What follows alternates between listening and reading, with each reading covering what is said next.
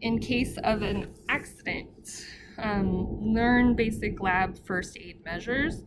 If a chemical splashes onto your eye, get help immediately. Shout, "I have chemicals in my eyes." This is important because if something's in your eye, you might not be able to see.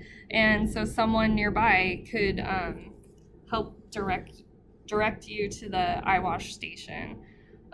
If someone nearby gets something in their eye, you should shout for help from the instructor and then provide help if the instructor is not there immediately. So you would want to direct them to the eye wash station. Wash your eyes thoroughly with a stream of water from the eye wash fountain or any other water source, and hold your eyelids open. So the explanations for this is seconds count. Immediate removal of the chemical is necessary to prevent possible damage to your eyes. A person who has just gotten chemical in his or her eyes usually is frightened, confused, and might not be able to help themselves. After thorough washing, 15 minutes is recommended. The affected person must be taken to get professional medical attention. So usually your instructor would call public safety and they would do a report, and they would suggest you go to your doctor and get a follow-up on if your eyes are okay. But always communicate with your instructor. Any chemical that comes in contact with your skin should be washed off with water right away. This is especially important for concentrated reagents or organic liquids. Know the location of fire extinguishers, fire blankets, and safety showers in case of a fire. Keep acetone and any other organic liquid at least 10 feet from an open flame. So I will show you where the fire extinguishers, fire blankets, and safety shower are. So our fire blanket is up here. Our safety shower is at the front by the instructor. So what you would do is pull this lever down. I'm not going to do it because a lot of water comes out of there, and then there's this little drain, but water gets everywhere. So you would pull this down, and then you'd pull it back up once you're done. And then right outside of the lab room, inside the lab, is our fire extinguisher. And then there's another one further back here. And this is also our first aid kit. So students are not allowed back here, but the first day we show them where these are, just so that they know.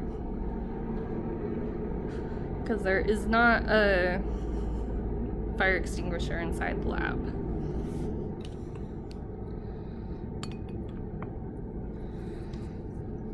All right.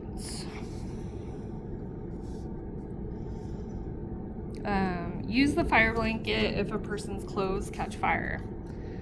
Proceed cautiously when handling hot objects. Use a towel as a hot pad when handling hot objects. Hot glass looks exactly like cold glass. So if we are going to do an experiment where you have to handle something hot, usually we will put hot mitts that are silicone in the lab that you could use. In case of a burn, immerse in water immediately, notify your instructor, and apply a clean, moist cloth or bandage, and then seek medical attention. Know the evacuation sirens and exit route from your lab. When the fire alarm sounds, stop what you're doing immediately and exit the lab. Go down the stairs and exit the building. Wait outside at the predetermined safe assembly area for our building, and then wait for instructions. So our safe assembly area is you would go through the quad and pass the library, which would be on your left, and Mount Tabor, which would be on your right. And you would just keep going forward to where the bus shuttle stop is. And we all gather there until we've determined that the building is safe to come back. Immediately report any accident to your instructor, no matter how minor it might seem to you. Cuts, burns, chemical burns, and inhalation or ingestion of any chemicals should be treated as soon as possible by a professional medical person. Neither students nor chemistry staff are qualified to make medical decisions. In case of a serious lab accident, use the phone in the lab to call for help. In case of an emergency, you would want to call public safety at 4444, or non-emergency is 4902. So at the instructor bench, there's a phone, and you would just dial 4444. This is important because they will communicate with 911, and we know our spaces a lot better than the police or fire department would know. And they will coordinate, and they can respond a lot faster. So, clothing in the lab. You must be covered continuously from shoulders to below the knees and must wear shoes that cover your feet. Bare feet, sandals, shorts, sleeveless shirts, short shirts, and short skirts are unsafe and must not be worn to the lab. For fire safety, long hair should be pulled back into a ponytail. Students without proper attire will not be able to participate in the lab for that day.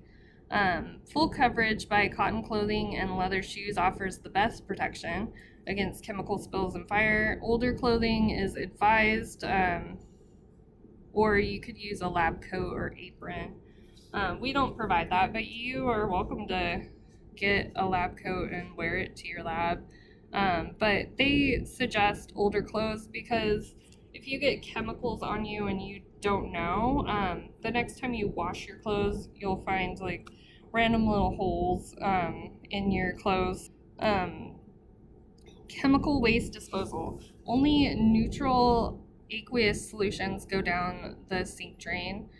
Waste determinations and disposal are done by faculty and staff. Check with your instructor before disposing of any chemical. So all chemical waste is to be sorted into the appropriate waste container, and the identity and amount must be logged onto the company inventory sheet. Check with your instructor for specific details. So unless instructed, there will always be a waste container in the waste hood, which is at the front, right there. But if your instructor says you can put it down the drain, then you can, but just assume that you would have to put it in a waste container, not down the drain. Leaving the laboratory. Clean your workbench with a damp paper towel. Neutralize all acid spills with sodium bicarbonate and wash. Shut gas jets completely. Wash your hands at the end of every lab period. This is important to leave the lab safe for the next person. Do not take any chemical out of the lab for any reason. It's illegal. You may be liable if another person is injured by a chemical or unauthorized equipment that you removed from the lab. All right, and that is our lab safety. And so at this point, you would sign off that you understand the safety regulations.